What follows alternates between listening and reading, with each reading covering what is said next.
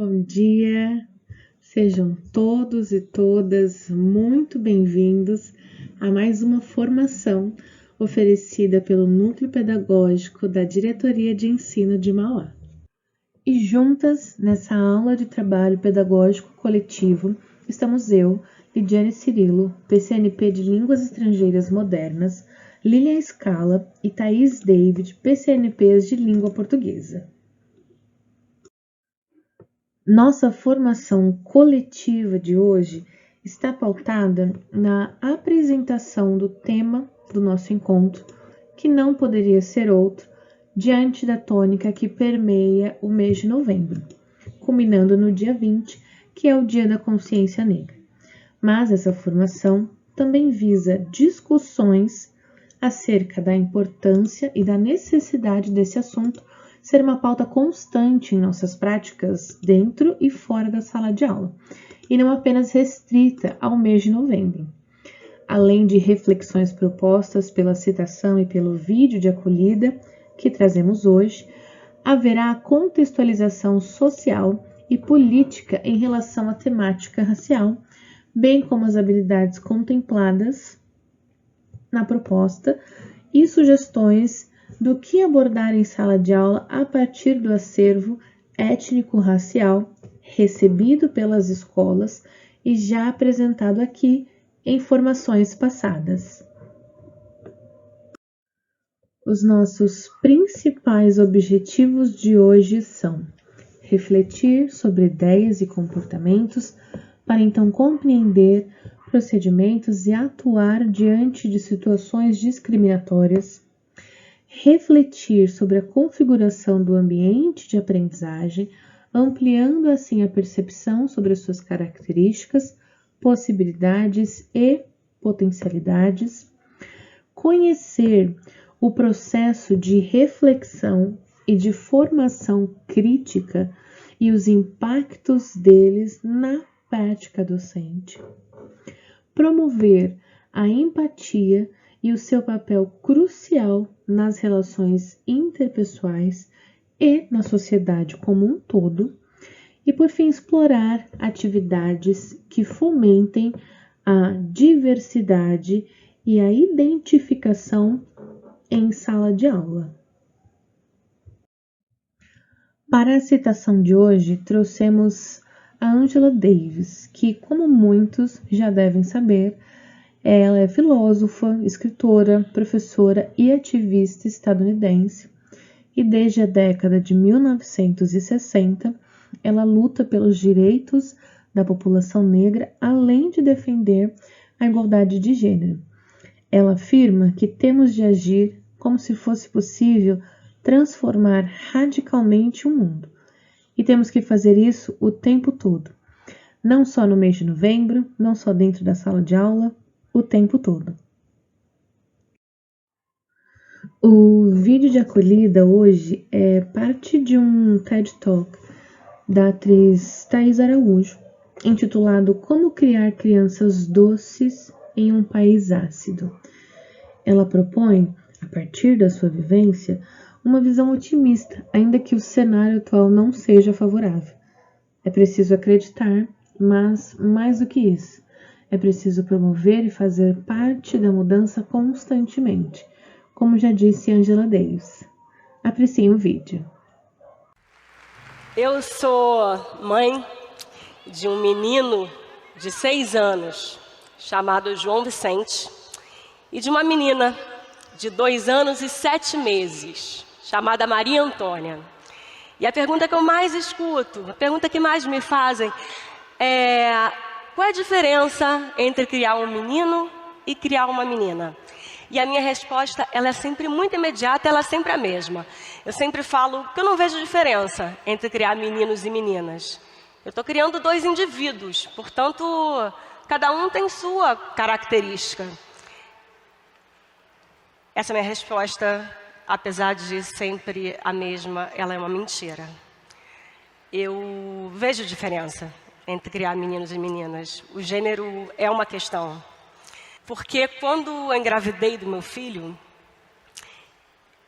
eu fiquei muito, mas muito aliviada de saber que no meu ventre tinha um homem. Porque eu tinha a certeza que ele estaria livre de passar por situações vivenciadas por nós, mulheres. Teoricamente, ele está livre, certo? Errado. Errado porque o meu filho, ele é um menino negro. E liberdade não é um direito que ele vai poder usufruir se ele andar pelas ruas descalço, sem camisa, sujo, saindo da aula de futebol. Ele corre o risco de ser apontado como um infrator, mesmo com 6 anos de idade.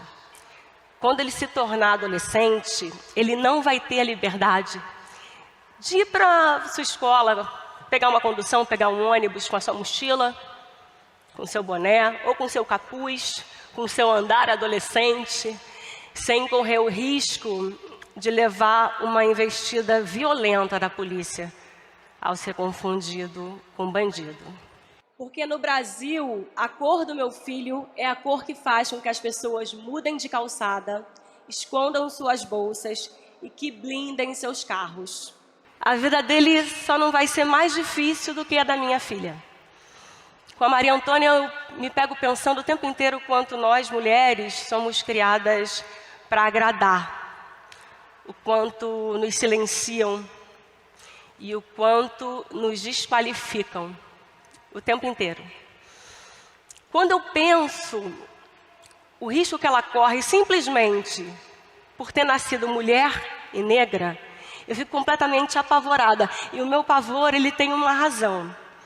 Observando o mapa da violência no Brasil, esse mapa é de 2015, é o último que a gente tem, os números são muito alarmantes. Mas nós temos algumas vitórias muito poucas, mas eu queria ressaltar uma.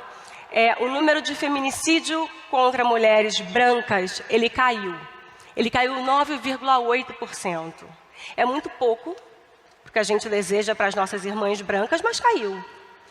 Já o número de feminicídio contra as mulheres negras aumentou 54,8%.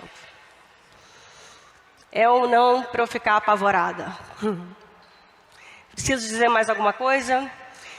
Preciso dizer que apesar do meu pavor, apesar do meu medo, apesar desses números alarmantes, eu não ouso perder a esperança e fico elaborando o tempo inteiro uma maneira de eu criar meus filhos aqui, no Brasil, no meu país.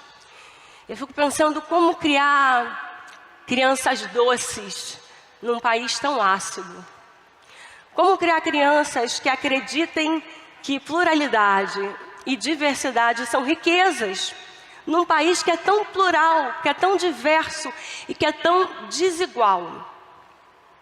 Como não jogar sobre elas uma vivência, experiência, até uma mágoa que é minha, mas também como não permitir que elas enfrentem o mundo de maneira ingênua, para que não sejam atropeladas pelo racismo que existe na estrutura do nosso país.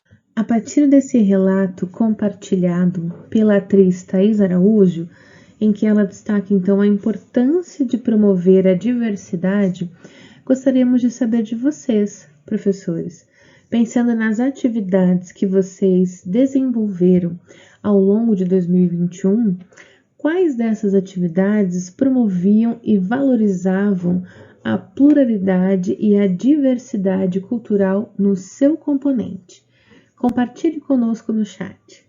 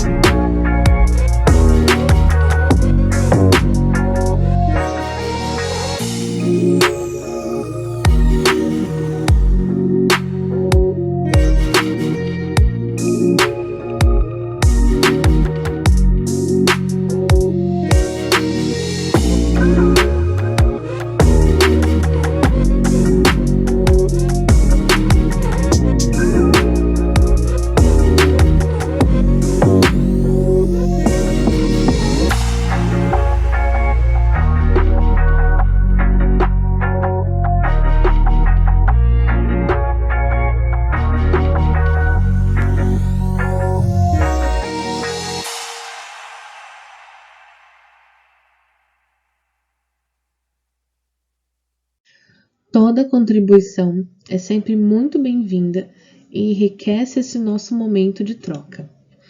Além de abordar a contextualização histórica, política e social, essa nossa formação e as atividades aqui propostas estão em consonância com as habilidades essenciais, conforme podemos observar a seguir.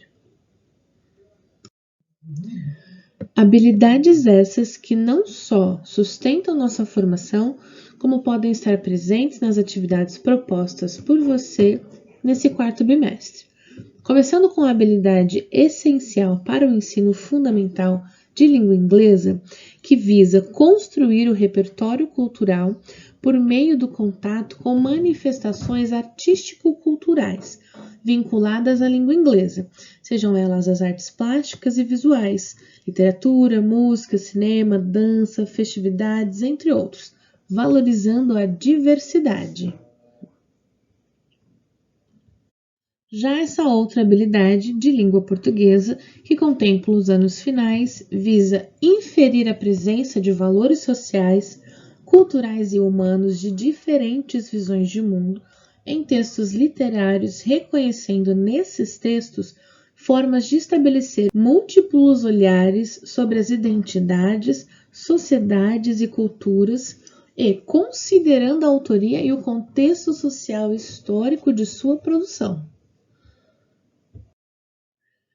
Bem como essa habilidade específica para a língua portuguesa e ensino médio, que busca então analisar obras significativas das literaturas brasileiras e de outros países e povos, em especial a portuguesa, a indígena, a africana e a latino-americana, com base em ferramentas da crítica literária, visando então a estrutura da composição, o estilo, os aspectos discursivos ou outros critérios relacionados a diferentes matrizes culturais, considerando o contexto de produção, ou seja, as visões de mundo, os diálogos com outros textos, as inserções em movimentos estéticos e culturais, etc. E o modo como dialogam com o presente. E por fim, essa habilidade geral, então da Base Nacional Comum Curricular, que tanto se adequa para o componente de língua inglesa quanto para o língua portuguesa, que visa compreender e analisar processos de produção e circulação de discursos nas diferentes linguagens para fazer escolhas fundamentadas em função de interesses pessoais. Agora eu passo a palavra para a PCNP Lilian. Obrigada, Lidiane. Bom dia, professores. Eu sou Lilian Scala, PCNP de Língua Portuguesa, e agora nós veremos um pouco mais sobre o contexto, vendo alguns trechos de leis para contextualizar, então, a nossa temática de hoje. Então, vamos lá? Para começarmos, então, a nossa contextualização, veremos alguns trechos da Constituição de 1988, que diz o seguinte em seu artigo 1º: a República Federativa do Brasil, formada pela união indissolúvel dos estados e municípios e do Distrito Federal, constitui-se em Estado democrático de direito e tem como fundamentos: 1. A soberania. 2. A cidadania.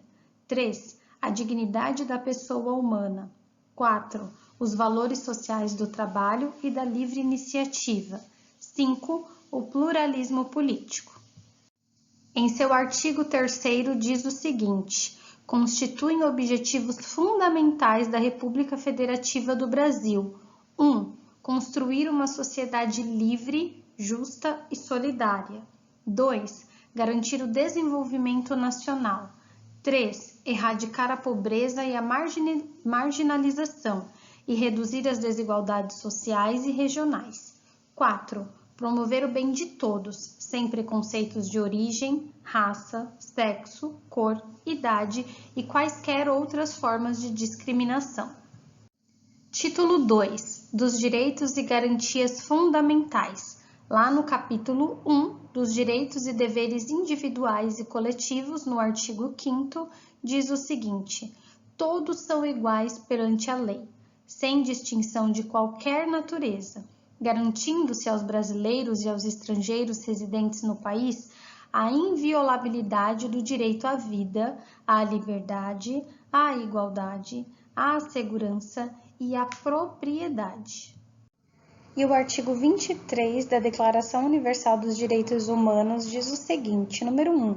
Toda pessoa tem direito ao trabalho, à livre escolha do trabalho, a condições equitativas e satisfatórias de trabalho e à proteção contra o desemprego. Todos têm direito, número 2, sem discriminação alguma, a salário igual por trabalho igual. Número 3, quem trabalha tem direito a uma remuneração equitativa e satisfatória, que lhe permita e à sua família uma existência conforme a dignidade humana e completada, se possível, por todos os outros meios de proteção social. E número 4, toda pessoa tem o direito de fundar com outras pessoas sindicatos e de se filiar em sindicatos para a defesa dos seus interesses.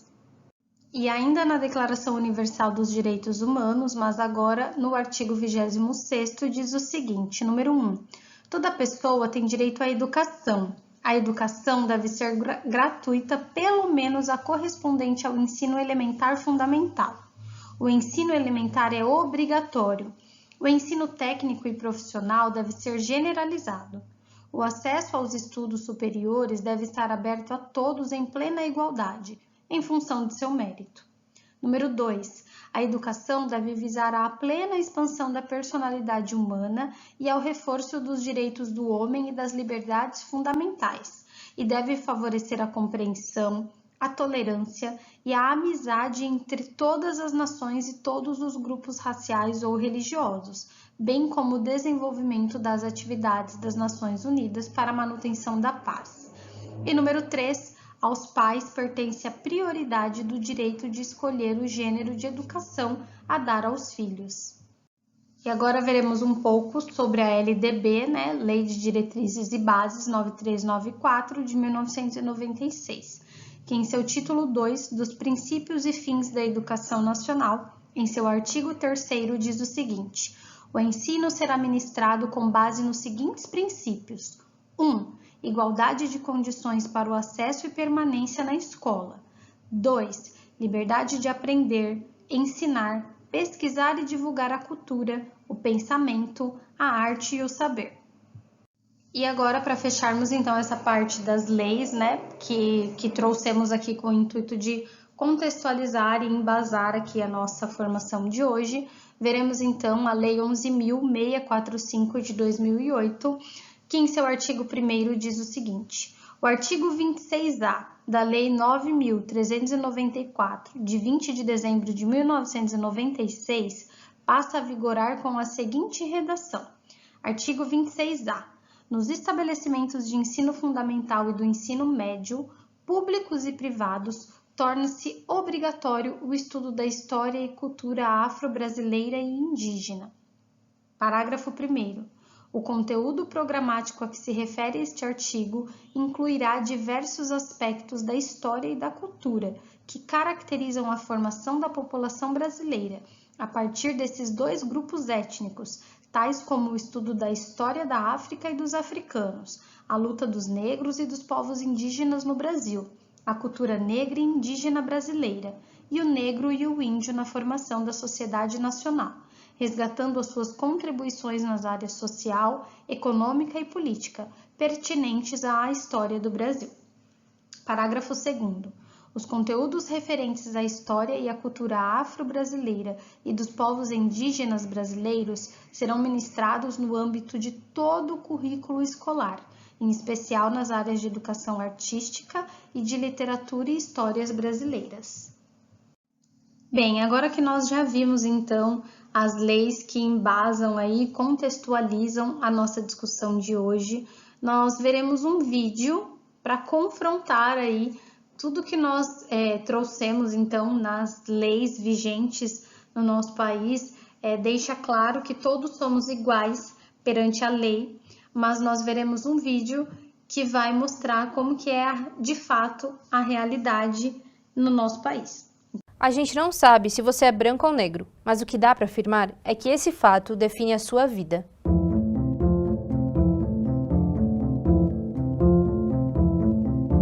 A população negra compõe mais da metade dos brasileiros. Na teoria, significa que os índices deveriam ser divididos proporcionalmente entre negros e brancos. Mas na prática, isso está longe de acontecer. A educação é um bom exemplo disso. A chance de um negro ser analfabeto é 5 vezes maior que um branco. No outro extremo, somente 1 a cada 4 pessoas com ensino superior é negra. O impacto disso só aumenta quando pensamos fora da sala de aula. 70% das pessoas que vivem em situação de extrema pobreza no nosso país são negras. Pessoas com pele mais clara representam 80% dos brasileiros mais ricos. Isso tudo se reflete diretamente na qualidade de vida. Enquanto 70% dos brancos possuem uma máquina de lavar em casa, mais da metade dos domicílios chefiados por uma pessoa negra não tem um eletrodoméstico. O mesmo vale para a internet. Mais de 50% dos negros não possuem nenhum tipo de acesso à rede. Essa proporção também aparece em quesitos ainda mais essenciais para a vida humana. Quase 40% dos negros que vivem em áreas urbanas não possuem esgoto encanado. E 70% das pessoas que dependem do SUS são negras. A cor da sua pele também determina o seu tempo de vida. Em 10 anos, os homicídios de mulheres brancas caíram, enquanto que de negras aumentaram. E a morte não é só feminina. Somando os gêneros, a cada 12 minutos, uma pessoa negra é assassinada no Brasil. Também são os negros que mais morrem em operações policiais e ocupam a maior parte da população carcerária brasileira. Pode ser difícil para a comunidade negra mudar isso por dentro, porque ela quase não é representada nem no judiciário, nem no legislativo, muito menos no executivo. Essa defasagem não é de hoje. Historicamente, o Brasil é ultrapassado em representatividade racial. Ele foi o último país ocidental a abolir a escravidão. O Brasil é um país racista, e quem está dizendo isso não é a gente, é a ONU. E esse problema envolve tanto as esferas políticas que já citamos, como o nosso dia a dia. Precisamos debater o assunto e denunciar os preconceitos. Afinal, nossa vida não pode ser definida por apenas um conjunto de linhas.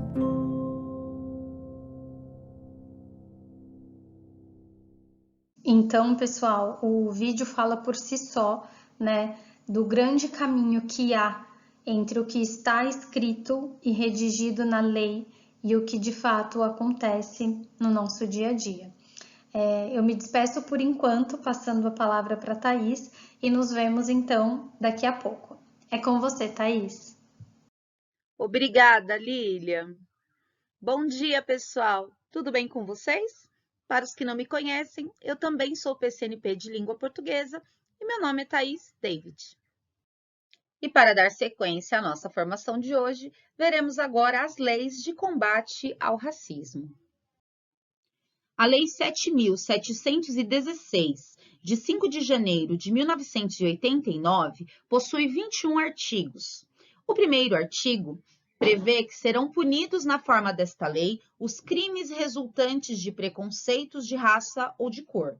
E no seu último artigo, o 21, revogam-se todas as disposições em contrário. Esta é a lei conhecida como Lei do Racismo e ela prevê as punições para todo tipo de discriminação ou preconceito. Então, por exemplo, estão previstas como crime ações como impedir o acesso de uma pessoa a um cargo público ao qual ela esteja habilitada a executar, negar emprego em empresas privadas, impedir o acesso ou negar atendimento em estabelecimentos comerciais, escolares, hospedagem, transportes públicos e demais locais abertos ao público em geral. E no Código Penal, no Decreto de Lei 2.848, de 7 de dezembro de 1940, prevê a injúria, no seu artigo 140, injuriar alguém ofendendo-lhe a dignidade ou o decoro. E no seu terceiro parágrafo diz: se a injúria consiste na utilização de elementos referentes à raça, cor, etnia, religião, origem ou condição de pessoa idosa ou portadora de deficiência, há uma alteração na redação que é um pouco mais recente, de 2003. E a lei número 12.288, de 20 de julho de 2010, que traz no seu título as disposições preliminares. Artigo 1º. Esta lei institui o Estatuto da Igualdade Racial, destinado a garantir à população negra a efetivação da igualdade de oportunidades, a defesa dos direitos étnicos individuais, coletivos e difusos, e o combate à discriminação e às demais formas de intolerância étnica. Então, esta lei é composta, por um conjunto de regras e princípios jurídicos que visam coibir a discriminação racial e estabelecer políticas para diminuir a desigualdade social existente entre os diferentes grupos raciais. Lei 10.639, de 9 de janeiro de 2003, altera a Lei 9.394, de 20 de dezembro de 1996, que estabelece as diretrizes e bases da educação nacional para incluir no currículo oficial da rede de ensino a obrigatoriedade da temática História e Cultura Afro-Brasileira e da outras providências. Ela também estabelece o dia 20 de novembro como o Dia da Consciência Negra no calendário escolar. E para enriquecer o nosso olhar em direção a tudo que estamos estudando hoje, o professor Jefferson, professor da nossa rede e da nossa diretoria, gentilmente nos cedeu o direito de utilizar um vídeo que ele publicou em suas redes sociais e no YouTube, dentro desta nossa formação. Vamos ao vídeo? Dia da Consciência Negra. Eu sei muito bem que a gente não deve falar só sobre racismo e sobre as questões que atravessam a população negra nessa data, mas também não deixa de ser uma data importante, uma data de luta para a gente marcar tudo o que aconteceu na nossa história. Quando o Zumbi dos Palmares foi morto e o 20 de novembro é uma lembrança à sua morte, a gente tem que entender que é muito mais do que a história do Zumbi dos Palmares. É uma história de liberdade. Esse país ele precisa construir uma história de liberdade para todas as pessoas. O Dia da Consciência Negra não é o dia dos negros.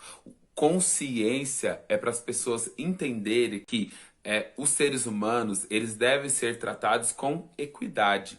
Nenhuma pessoa pode ser tratada de forma desigual só porque ela tem uma origem, ela tem traços diferentes das outras pessoas.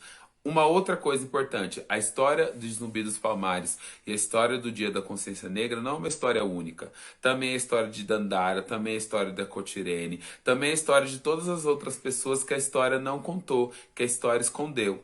O dia 20 de novembro é um dia de reflexão num país com a maioria da população negra, mas que essa população não participa de todos os espaços. E uma outra coisa importante também nessa construção que a gente vai fazer sobre o Dia da Consciência Negra é: tomem cuidado com aquilo que vocês veem na internet, pois o racismo ele é muito inteligente. Eu tenho ficado muito feliz das pessoas que têm debatido racismo, que têm entendido, que não percebiam que a gente estava num país racista, porque para nós negros a percepção do racismo é mais lógica, porque eu já nasci negro. Então eu chego nos lugares, mesmo que eu não queira me identificar, as pessoas me identificam como negro. Então não é uma escolha, mas outras pessoas estavam totalmente alheias a esse processo. E aí a gente viu surgir na internet debates importantes, debates como a violência policial. Então por que a polícia mata mais pessoas negras? Mas a gente também começou a ver pessoas que diziam, não, é porque eles fizeram alguma coisa de errado. É porque eles reagiram. Então aí a gente via vídeos de pessoas reagindo e a polícia não tratava mal, não atirava, outras pessoas negras reagindo. A gente viu um debate muito importante nas redes sociais sobre o lugar de fala, que as pessoas negras, por não estarem ocupando espaços de comando, de decisão, não podiam falar sobre racismo. E aí as pessoas, para acabar com a nossa luta, traduziram lugar de fala para, olha, você não pode falar disso, viu? Ó, lugar de fala você tem que calar a boca. E nunca isso foi dito. Lugar de fala, ele foi uma defesa para dizer as pessoas devem falar de acordo com a sua vivência. E outra, o lugar de fala também é um lugar de escuta. Nunca ouvimos pessoas negras nesse país. Vamos deixar que as pessoas negras falem do racismo, ou se eu não sou uma pessoa negra e eu estou no espaço que não tem nenhuma pessoa negra, eu tenho que falar para as outras pessoas. O que a gente está fazendo que não tem pessoas negras assim? Então, a internet ela transformou um tema muito interessante como lugar de fala fala, a gente poder discutir esses assuntos em um lugar de cala-se. Mas tudo isso para quê? Para deslegitimar a luta da população negra. Tome muito cuidado quando vocês verem na internet essa deslegitimação de luta. Igual como quando eles fazem de apropriação cultural. Tem muita gente que discute apropriação cultural. Ah, mas uma mulher branca não pode usar trança. Ah, então negro também não pode vestir um kimono, né? Porque é dos japoneses, é dos orientais. A apropriação cultural não tem relação com isso. E aí eu sei que muitas pessoas acabaram caindo nesse debate e a internet foi muito importante para, mais uma vez, acabar com a nossa luta. A apropriação cultural tem a ver com por que que o meu cabelo, se eu usar dread, eu vou ser maltratado. Se uma outra pessoa branca usar dread, ela não vai ser. Aí que está. Por que que o funk é um ritmo surgido entre a população negra nas favelas, principalmente favelas cariocas e aqui de São Paulo, e quando as pessoas negras cantavam funk, ele não era bem recebido. Aí começou cantores brancos a cantarem funk, ele passou a ir para a televisão, ele passou a ser bem recebido. Por que que falam mal dos nossos lábios, dos lábios carnudos? Falam mal, depois as pessoas passaram a usar botox no lábio, ou a aumentar.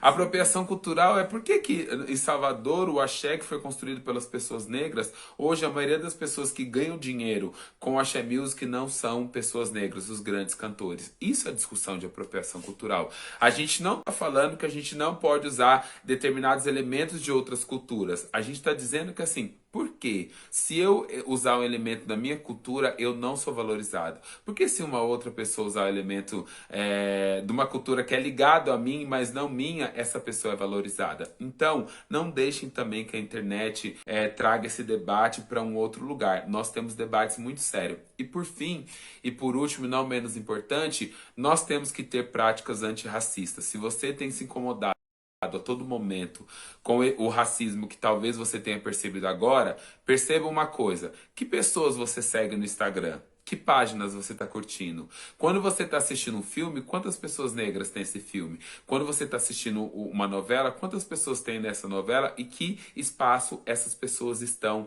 recebendo? Que espaços essas pessoas estão mostrando? Quando você compra um livro, quando você vai numa loja, onde estão as pessoas negras? Se você quer ter uma atitude antirracista, comece a refletir. Que espaço as pessoas negras estão tendo na sua vida?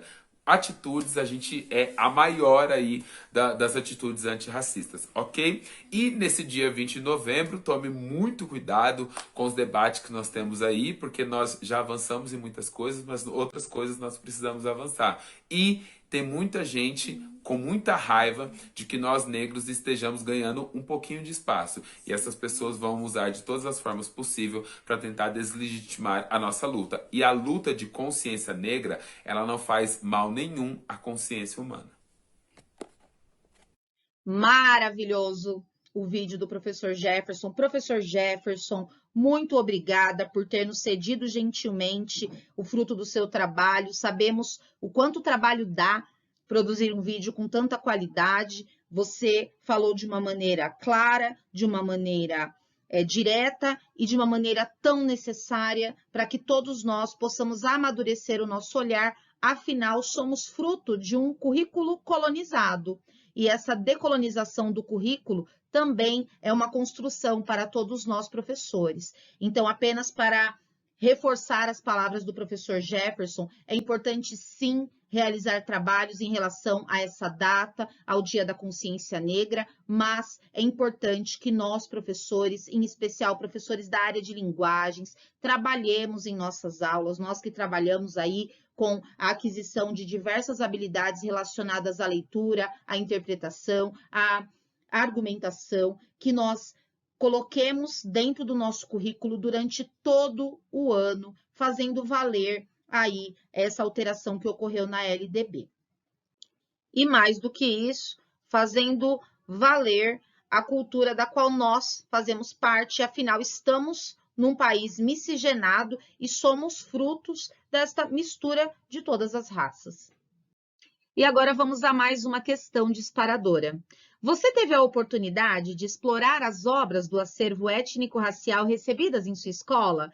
Comente essa experiência conosco. 3 minutinhos no chat.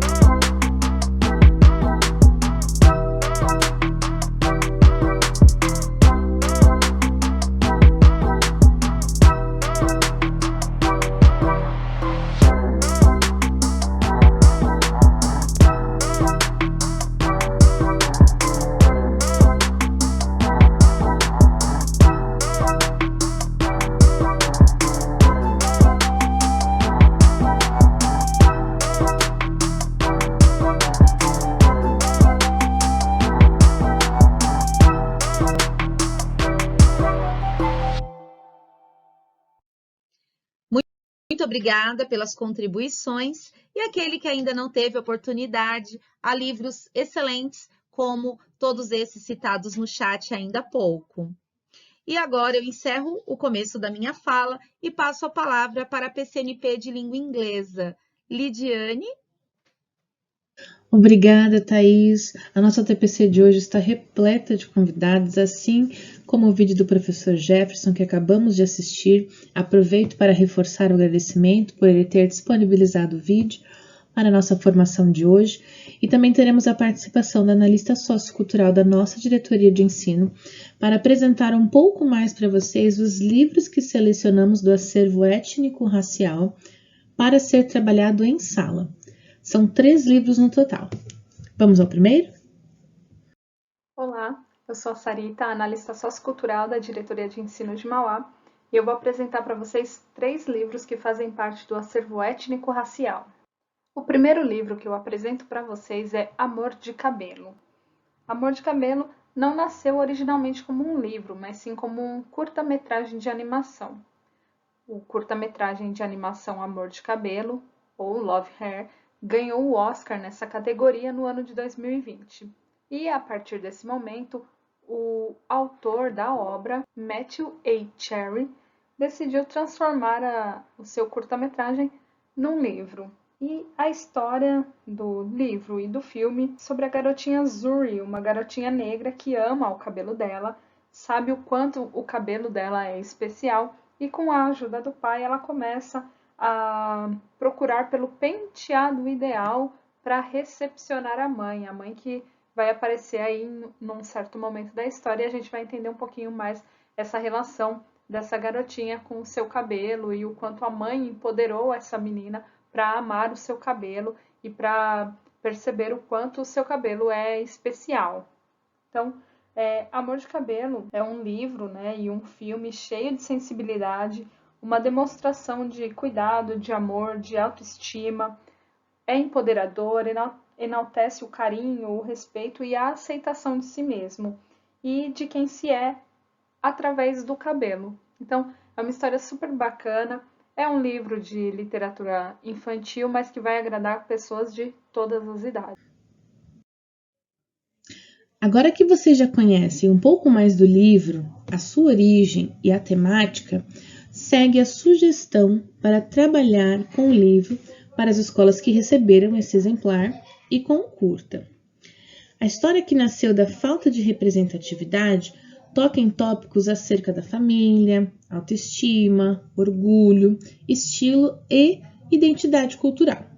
Assunto presente em todos os momentos da nossa formação de hoje. E como a história sobre os desafios de uma rotina familiar podem ser trabalhados em sala? Nossa sugestão é que esse livro ou a animação seja trabalhado nos 6º e 7º anos. Para o 6º ano, a habilidade que se relaciona com a proposta é a de produzir textos escritos em língua inglesa, história em quadrinhos, cartazes, chats, blogs, agendas, fotolegendas, entre outros, sobre si mesmo, sua família, seus amigos, gostos, preferências e rotinas, sua comunidade e seu contexto escolar. E para o primeiro momento, sugere-se usar o Venn Diagram, coincidentemente disponível em uma lição do caderno 4 do 7º ano, como está ilustrado aí. Esse diagrama pode ser usado nas duas turmas. O diagrama visa buscar relações entre 2 itens, nesse caso, o livro e a animação. É interessante incentivar a turma, de forma coletiva ou em pares, a identificar pontos que só aparecem no filme e que só aparecem no livro e que são comuns às duas mídias. Cabe também discutir questões como o que você observou na cena ou na ilustração que parece ser importante para Zuri. Por que a data é importante? Essas perguntas também podem ser feitas em inglês antes da proposta principal da atividade para o 6º ano, que é a criação de uma tirinha, que partindo da temática abordada na história Hair Love, visa propor uma elaboração de tirinha que ilustre algo desafiador que os alunos já tenham feito, como aprender a andar de bicicleta, aprender um esporte ou uma dança. No caderno do aluno, Currículo em Ação, volume 4, do 6º ano, há uma proposta de produção final de unidade que também é criar uma tirinha. Desse modo, o professor pode casar a atividade temática aqui apresentada com o produto final da unidade sem precisar ter de escolher entre uma ou outra, e ainda assim contempla a habilidade essencial prevista para o período. Para o 7º ano, a proposta pode seguir o mesmo caminho: apresentação do vídeo, leitura do livro, diagrama, discussão e produto final. Para a discussão, professores podem usar perguntas sobre tradição e rotina familiar, partindo da comparação de quem ajuda Zuri na história e quem os ajuda em casa, visando contemplar as habilidades de produção de texto de versos e de identificação de assuntos em textos orais. A proposta de produção final para os 7º anos é uma pesquisa transformada em sketch.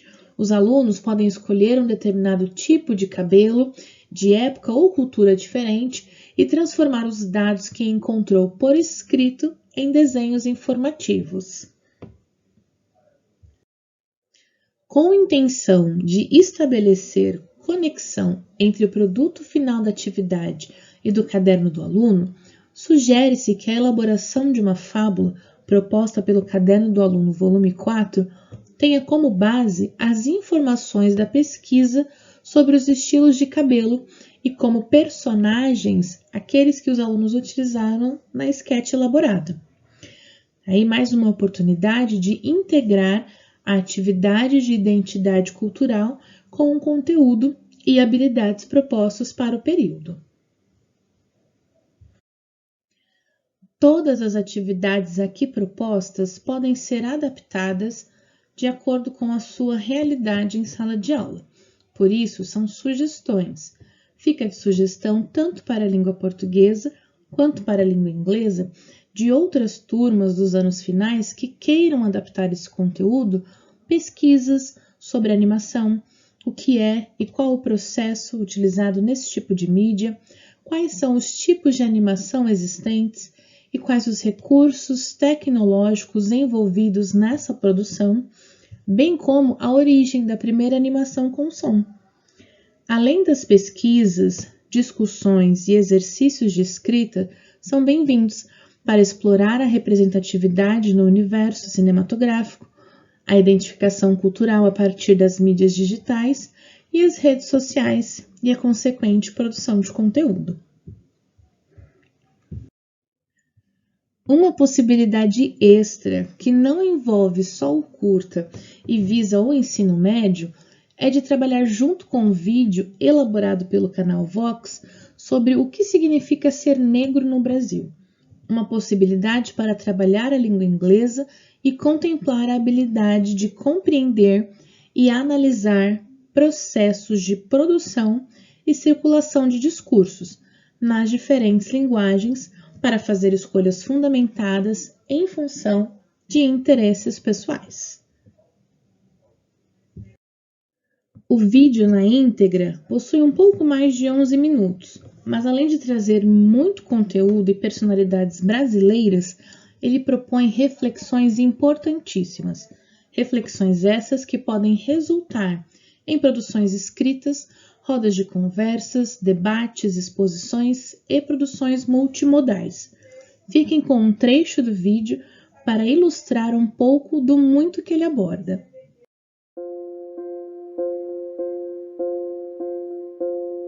To be black in Brazil, which is the second largest country by the number of black people, is a challenge.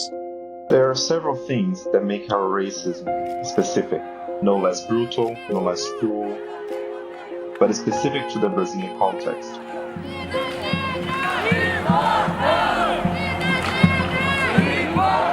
A lot of people don't see themselves as black, as part of a discriminated group, as part of the group that for almost 4 centuries were working as slaves here in Brazil. Eu me descobri negra em 2015. Eu estava às vésperas de completar 27 anos, 26 para 27 anos. A nossa história, né, os livros não contam. Eu comecei a buscar por autoras tanto contemporâneas quanto autoras já mais antigas, né, Lélia Gonzalez, né. Isso é uma prova patente, né, desse racismo não assumido existente na sociedade brasileira, né, do racismo que eu chamo de racismo por denegação, né. It was harder to have a black identity with all the whiteness around you and you had no positive reference of blackness. It's not that those references didn't exist. They did, but they were erased. How could you want to be someone who's going to be erased?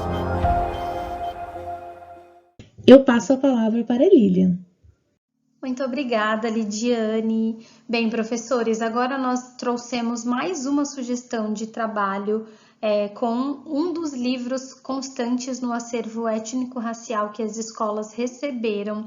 Desta vez, a nossa sugestão traz Os 9 Pentes da África, de Cidinha da Silva, e propomos que o trabalho com ele seja realizado com os 8º e 9º anos do ensino fundamental, porém nada impede que vocês façam as adequações para trabalharem com quaisquer outras séries e anos que vocês julgarem pertinentes ao tema e às discussões, porque aqui é apenas uma sugestão. O livro é riquíssimo em ideias e possibilidades, como vocês vão ver a seguir.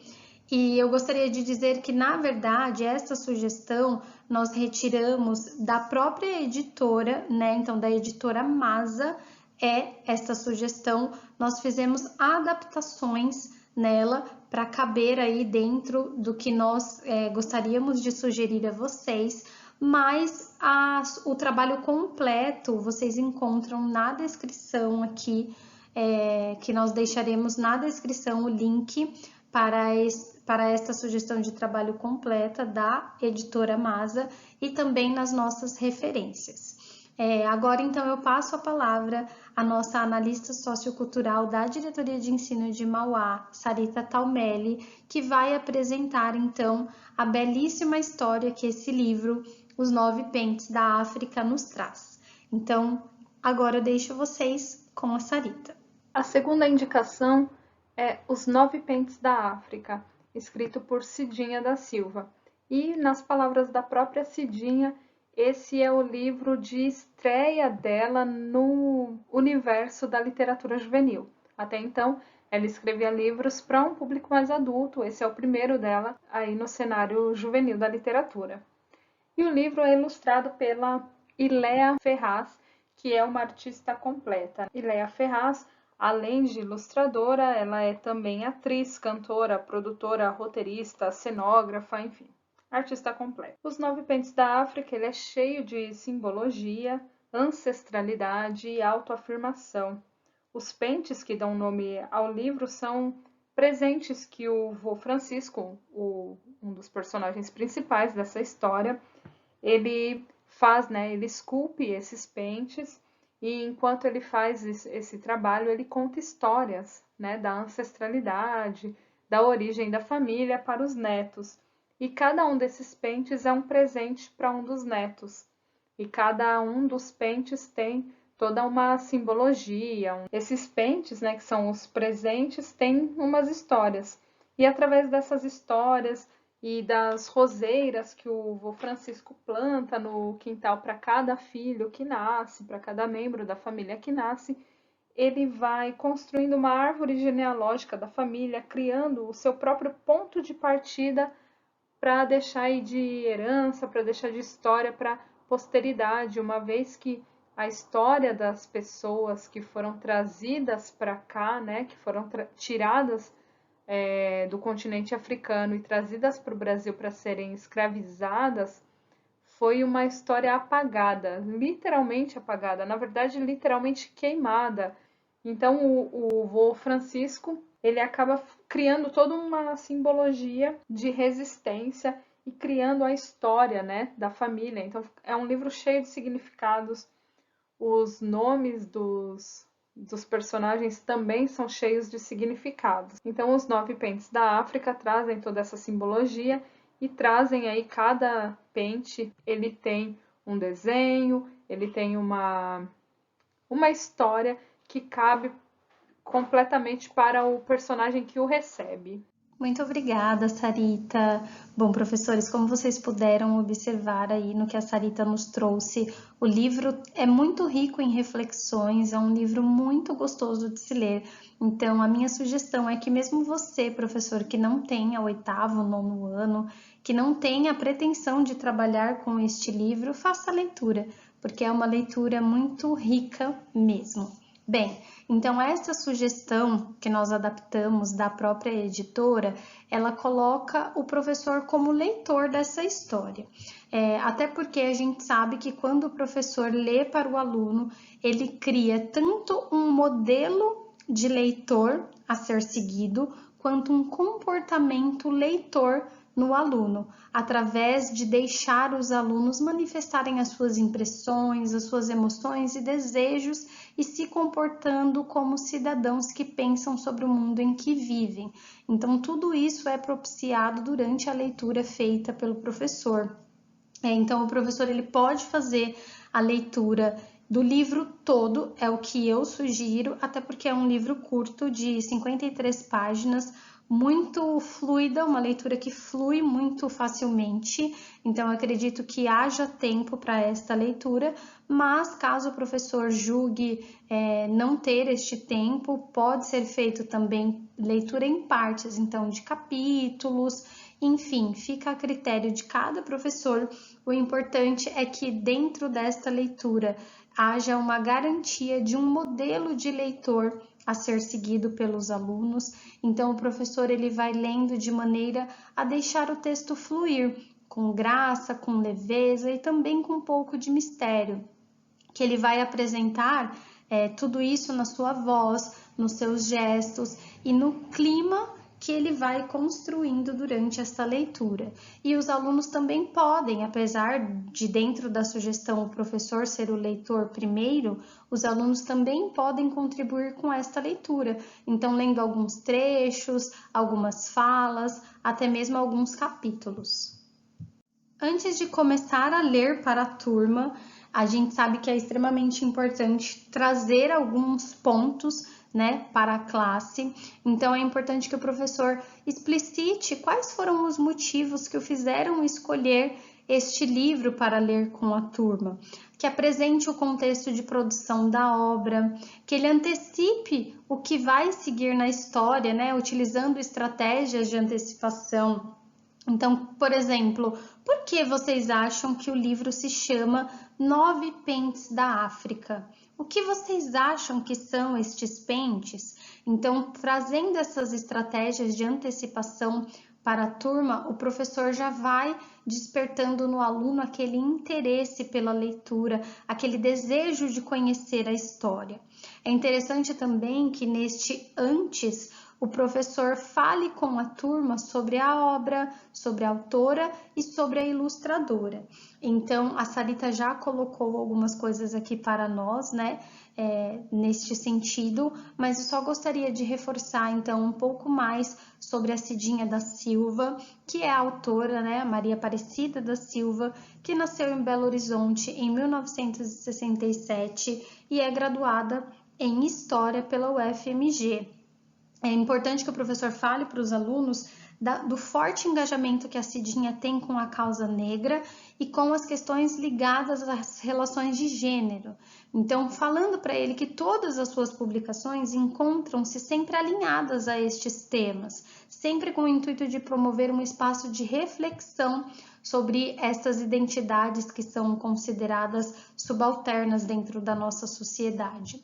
Né? É importante também falar para eles que ela é a fundadora de um instituto chamado Kwanzaa, que tem por objetivo desenvolver projetos e ações nos campos de educação, ações afirmativas, pesquisa, comunicação e também articulação comunitária, sempre vinculado a essas discussões sobre as diferenças raciais e de gênero, e com o intuito aí a formulação de políticas públicas.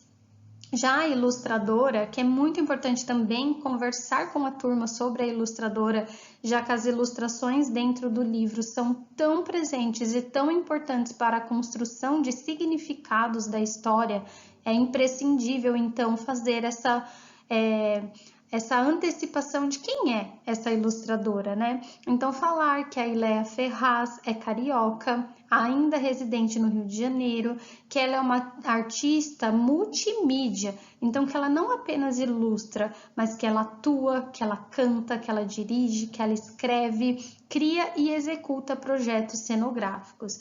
Então, toda esta antecipação junto à turma de falar sobre o livro, antecipar ideias do que eles acham que vai acontecer, sobre que história eles imaginam conhecer através dessa leitura e contextualizando sobre quem escreveu e quem desenhou a obra, o professor já vai criar um espaço de interesse e desejo por conhecer a história nos alunos. Então, vamos lá? Chegamos então ao momento de fato, iniciar a leitura com estes alunos. Como eu já falei, pode ser de partes, mas eu sugiro que seja do livro todo. E o importante aqui, durante a leitura, é que o professor faça com entonação, com emoção, lendo sem substituir as palavras, de modo a propiciar o entendimento no contexto.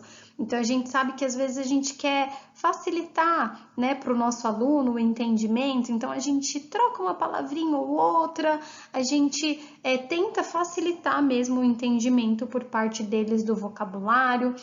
O bacana aqui, gente, é não fazer isso, tá?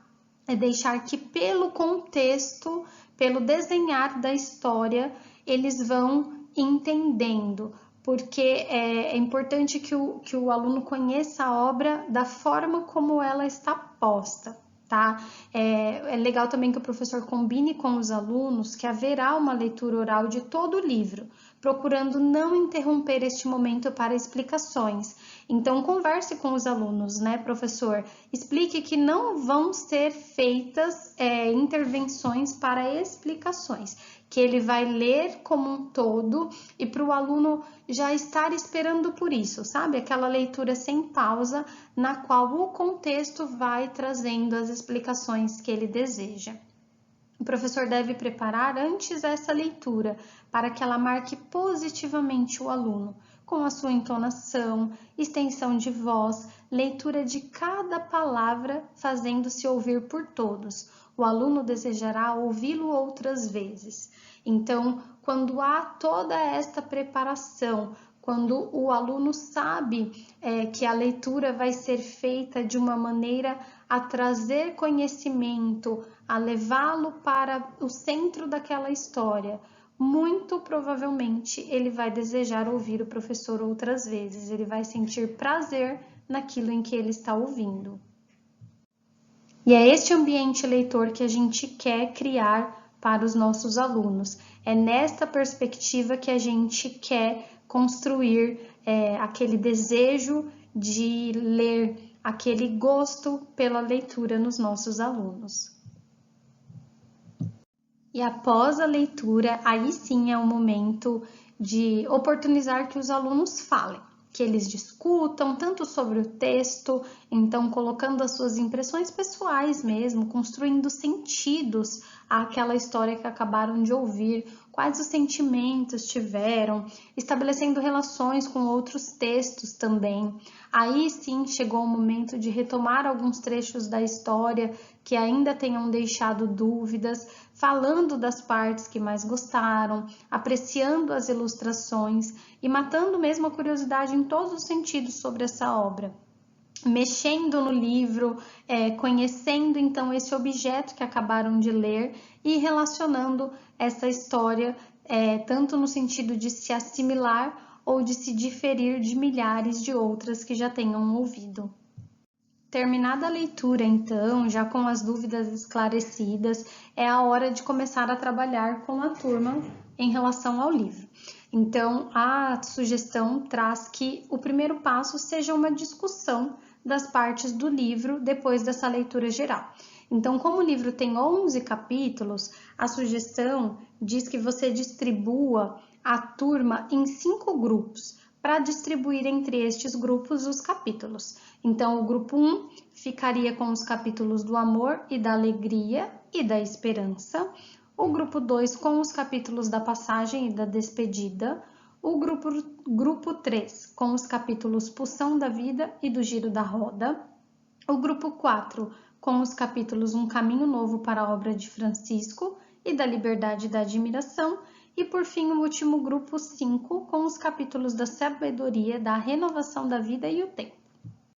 Esta distribuição de capítulos entre os grupos visa então que eles façam a releitura dos capítulos pelos quais o grupo ficou responsável e depois disso cada grupo vai apresentar o pente que foi citado nos capítulos lidos e em conjunto eles vão listar os 9 pentes, para quem foram deixados e qual a característica de cada pente. Então, o objetivo aqui é que o grupo faça essa retomada e exponha para a classe. No final deste processo de apresentação, a classe toda vai ter revisto, então, quais eram estes pentes presentes aí no livro e divididos em cada capítulo. É importante que o professor guie essa apresentação da turma e essa releitura para o seguinte olhar. Estes pentes eram portadores de vários significados, principalmente para quem os recebia. Qual o significado deles para a história lida? Então, não apenas dizer para a classe, no capítulo tal que eu li, o pente era este. Tá, mas além disso, este pente ele tinha um significado muito grande na história e principalmente para quem o recebia. Qual é o significado deste pente para a história?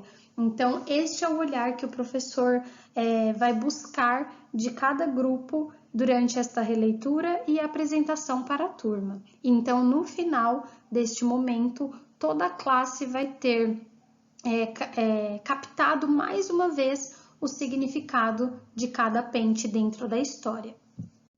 E aí aqui então é só uma retomada de cada um dos 9 pentes, né? Então o pente do amor, o pente da alegria, o pente da generosidade e solidariedade, enfim, é uma retomada que pode ser feita com a classe também após esse processo de apresentação da releitura feita por cada grupo, de qual era o pente para quem ele foi deixado e qual o significado dele para a história.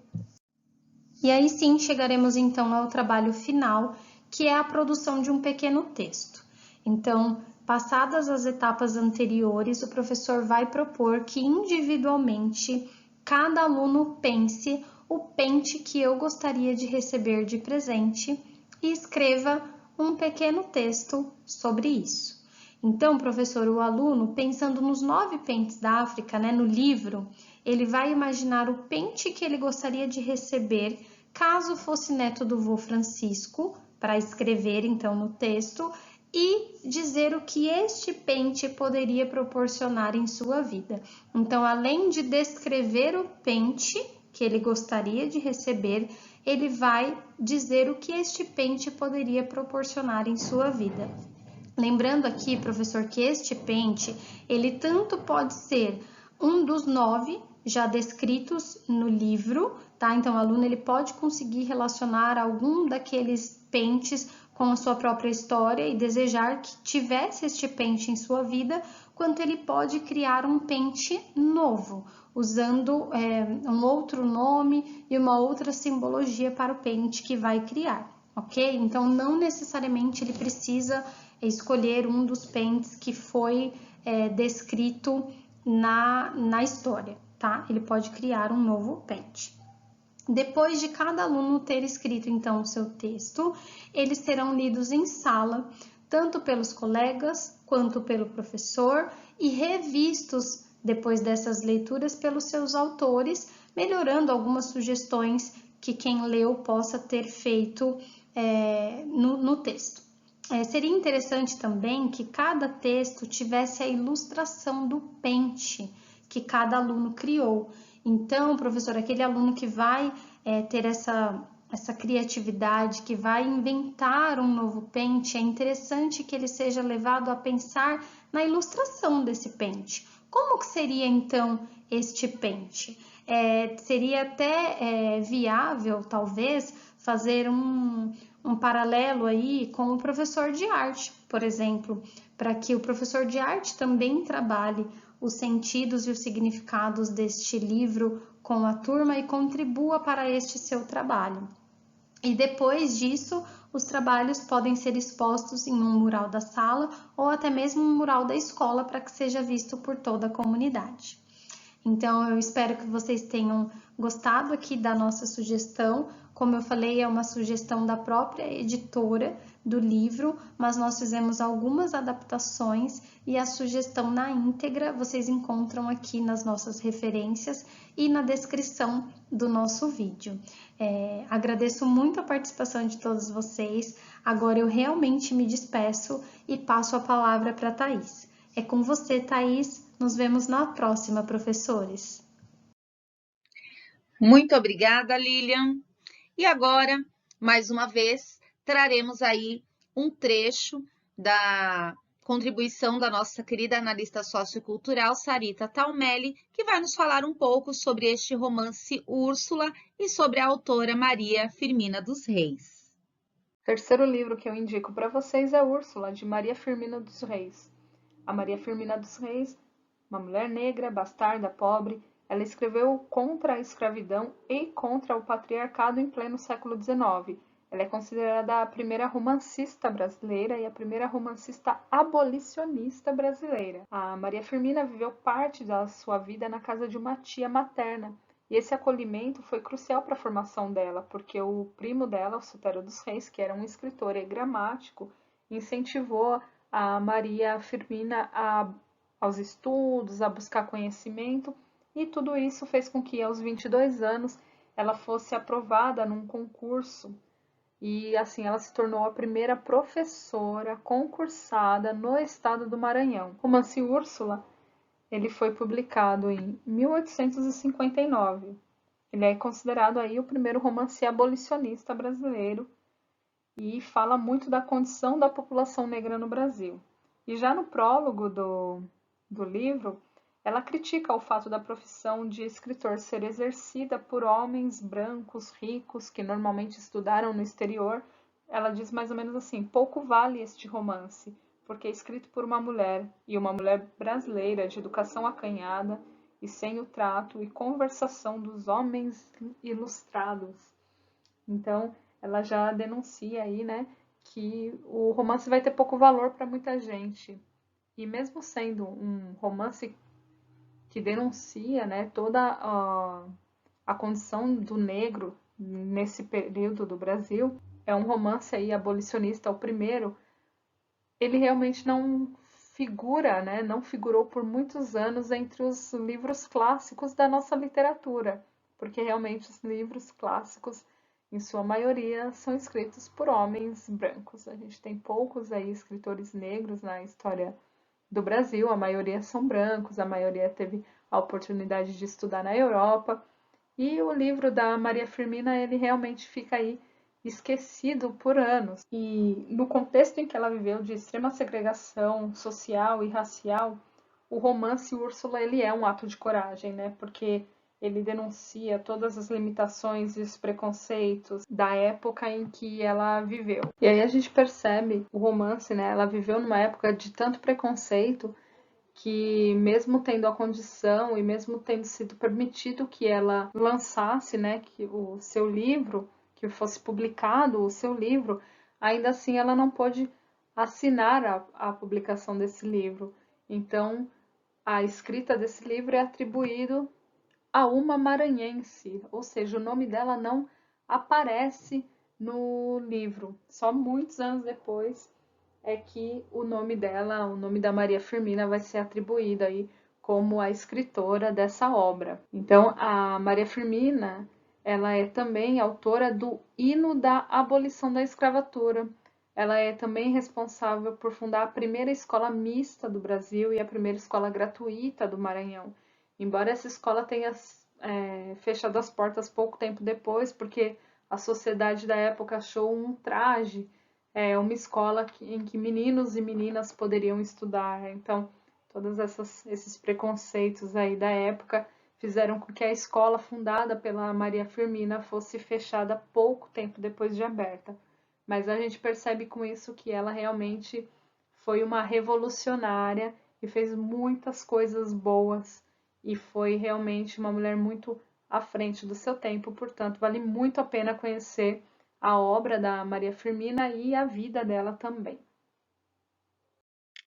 Obrigada, Sarita, por sua contribuição. Então, como muito bem disse a Sarita, o trabalho com o romance Úrsula permite que a gente encaminhe para diversos olhares, tanto do ponto de vista da obra em si, que eu vou comentar na sequência, quanto do ponto de vista da história de vida desta incrível mulher que foi Maria Firmina dos Reis.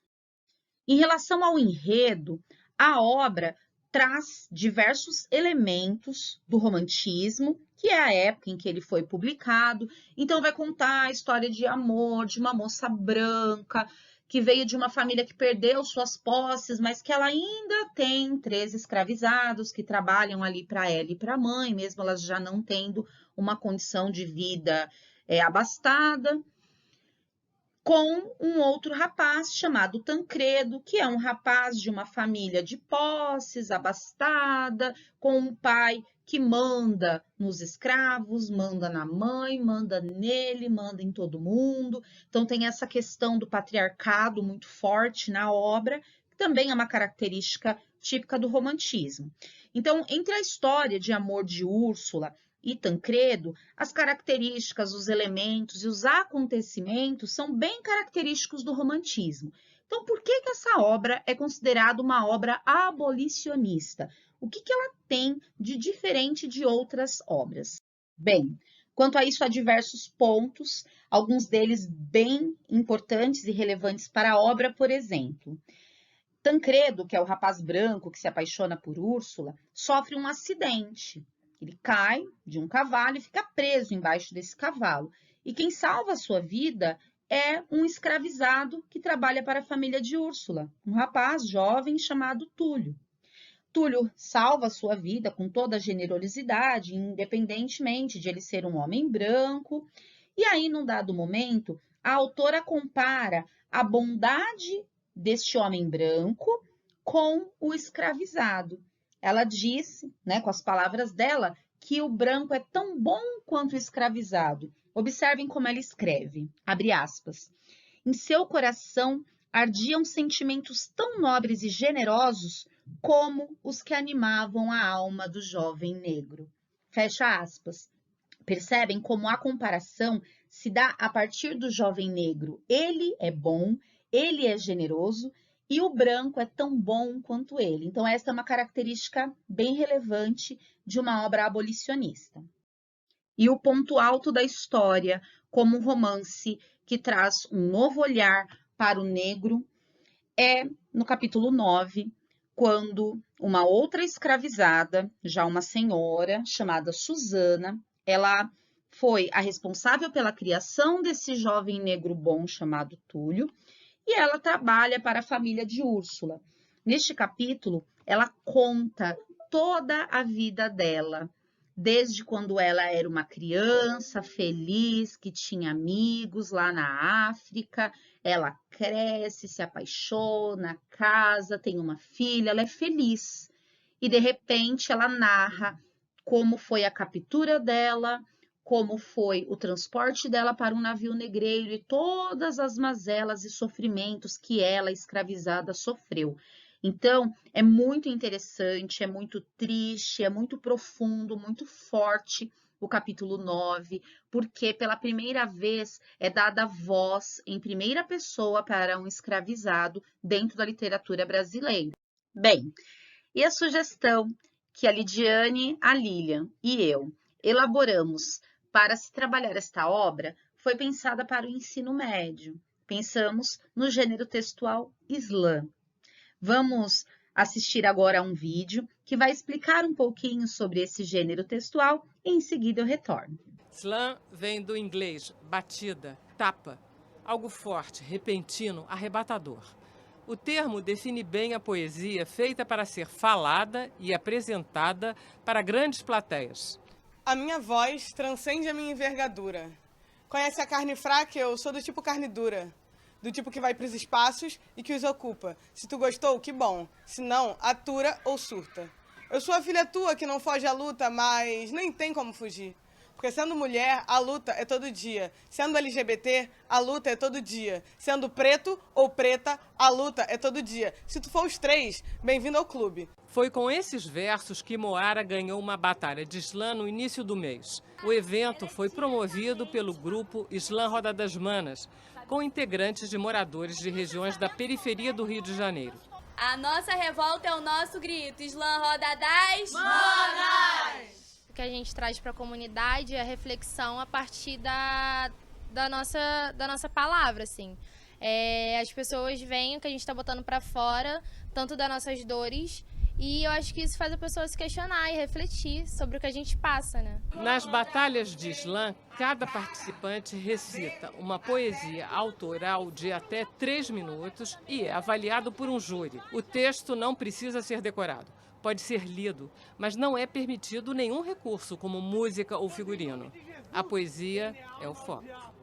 Já fui roubado, furtado, já roubei, já furtei, não apoio a justiça com as próprias mãos. Pois eu me vejo amarrado ao poste, se eu não fosse exceção. E no fim das contas, a batalha de slam acaba sendo muito mais do que uma competição. Isso aqui não é batalha, isso é um abrigo. Porque é um momento onde a gente realmente encontra pessoas semelhantes a gente, pessoas que vão nos entender, e todo mundo que é silenciado pela sociedade, nesse momento, tem a sua oportunidade de falar. Mulher preta, sim, que reconhece sua ancestralidade. Eu sou uma ocupação, não pedirei licença nem atenção, me ver ou não, não será sua opção. O que não tem espaço ocupa todos os lugares e hoje eu sou ocupação. Excelentes as meninas, não? Que inspiradoras, que vozes potentes. E os nossos alunos têm vozes tão potentes quanto essas meninas. Então, que tal pensar na obra Úrsula, que nós conversamos brevemente a respeito dela, em relação a esse gênero textual que tanto agrada o jovem? Então, o primeiro passo é realizar a leitura compartilhada, o estudo da obra, o estudo do momento histórico, de toda a vida, a trajetória dessa escritora, que foi uma mulher presente em sua comunidade lá em seu tempo. Depois que faleceu, caiu no esquecimento em termos literários. Ela não é a única mulher que passou através aí de um historiador, um curioso, há pouco tempo atrás, nos anos 60 do último século, ser redescoberta, e aí começou-se toda uma busca pela história dessa escritora. Então, Após todo esse trabalho com a literatura em si, com a obra em si, chega a hora de elaborar o Islã. E aí nós dividimos aqui, a Lilian, a Lidiane e eu, em 4 passos. Vamos lá? Bem, a primeira etapa, então, o primeiro passo importante é apresentar esse gênero textual. O que é o Islã, de onde ele surgiu, o que significa esta palavra Islã, de onde ela veio, fazer aí essa contextualização a respeito deste gênero textual. O segundo passo é mostrar como se faz, como funciona. Então, nós deixamos aqui na descrição desse vídeo diversos links com vídeos que vocês podem assistir e utilizar. Claro que é necessário que o professor adeque, a depender ali do ano série em que ele vai fazer esse trabalho com o Islã. A nossa ideia de se trabalhar a partir do romance Úrsula é para o ensino médio, mas esse é um gênero textual que pode ser trabalhado em qualquer idade. Então, o professor traz, pausa esses vídeos, conversa sobre esses elementos, sobre o tipo de linguagem, sobre como as pessoas se expressam, porque tem toda uma expressão que lembra também um lado teatral. E após o conhecimento dessa história do Islã e de assistir a alguns Islãs e se inspirarem, é momento de os alunos relacionarem o livro lido com a produção textual. Então, neste momento, é importante colocar as características. Cada aluno ou cada grupo de alunos deve produzir 3 poemas e cada poema pode ter, no máximo, 3 minutos. Cabe a você, professor, determinar o que é melhor para a realidade da sua escola. Então, você pode tanto organizar uma batalha entre alunos de uma mesma turma, ou entre grupos de alunos de uma mesma turma, ou você pode também propor a produção de poemas, aqueles que se destacarem dentro de cada uma das turmas, haver uma batalha interclasses, ou escolher ali os que vão representar aquela turma, enfim. Cabe aí muita criatividade do professor. É interessante mostrar para o aluno que eles estarão trabalhando diversas habilidades de produção escrita e também o protagonismo juvenil, o poder de argumentação, de expressão de ideias. E o quarto momento é a hora da batalha. Para a batalha, deve ser organizada uma mesa de jurados, com pelo menos 3 jurados que precisam previamente ser instruídos do que é esse gênero textual, de quais as características, de quais as regras. Para cada rodada é dada uma pontuação de 0 a 10 por apresentações. É feita uma contagem de pontos e os melhores colocados vão passando para as próximas etapas, que totalizam 3, e por isso que são produzidos 3 textos. Vence o aluno ou a equipe que obtiver maior pontuação. É bastante interessante também observar como os alunos se envolvem nesse tipo de atividade, como eles prestam atenção naquilo que tem sido dito pelo colega, mesmo que naquele momento não seja ele que está apresentando. E vocês perceberão como esse tipo de batalha é uma competição muito saudável, porque todos saem dali, daquele ambiente renovados, com muitas ideias e com voz. O poder de voz dado ao jovem, esse protagonismo é incrível nesse tipo de projeto. Bem, claro que aqui ficou bem condensado, vocês perceberam que é um trabalho bastante rico, mas que é aí toda uma organização, demanda muita leitura por parte dos alunos, por parte do professor, muito incentivo, é um projeto longo que talvez não dê tempo para realizar para novembro. Mas, retomando aquilo que já dissemos hoje, a questão étnico-racial tem que ser tratada dentro do nosso currículo, não como um tema específico para um momento específico como 20 de novembro, e sim o tempo todo, todos os dias do ano todo. Então, se não neste momento, em um outro momento, né, do ano que vem, vocês podem aí se aprofundar no Islã e desenvolver excelentes projetos. Agora, eu me despeço em meu nome e em nome das meninas. Agradeço muito aos que contribuíram hoje para a nossa TPC professor Jefferson, a nossa analista sociocultural Sarita e todos os outros produtores de vídeos que nós utilizamos aqui. Muito obrigada também a vocês, professores, que nos acompanham, que participam, que interagem aqui conosco no chat. Esperamos que vocês tenham gostado da reunião de hoje, que os assuntos tenham sido inspiradores e que vocês explorem cada vez mais esse acervo maravilhoso que as escolas receberam. Um beijo, fiquem com Deus e até a próxima.